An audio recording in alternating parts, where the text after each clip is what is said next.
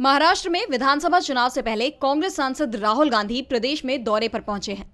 कोल्हापुर में उन्होंने छत्रपति शिवाजी महाराज की प्रतिमा का अनावरण किया और इस दौरान उन्होंने जनता को संबोधित करते हुए कहा कि बीजेपी ने शिवाजी महाराज की मूर्ति बनाई जो कुछ दिन में टूटकर गिर गई।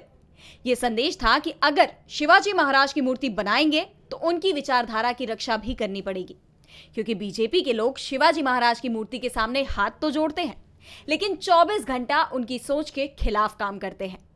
राहुल ने कहा कि हिंदुस्तान में आज दो विचारधाराओं की लड़ाई है।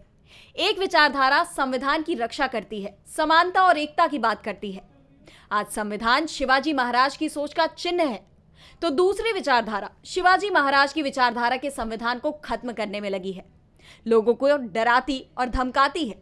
संविधान को बचाने की लड़ाई कोई नई नहीं है। जिस विचारधारा से शिवाजी महाराज लड़े उसी विचारधारा से कांग्रेस पार्टी लड़ रही है।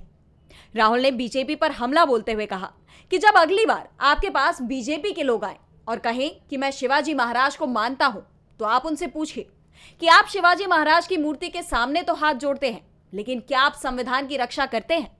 क्योंकि अगर आप संविधान की रक्षा नहीं करते तो मूर्ति के सामने हाथ जोड़ने का कोई फायदा नहीं है। बता दें कि हाल ही में सिंधुदुर्ग में शिवाजी महाराज की प्रतिमा ढह गई थी। महज 8 महीने पहले इसका उद्घाटन खुद पीएम मोदी ने किया था।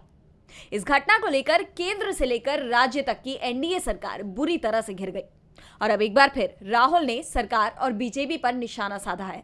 डीवी लाइव महाराष्ट्र की रिपोर्ट।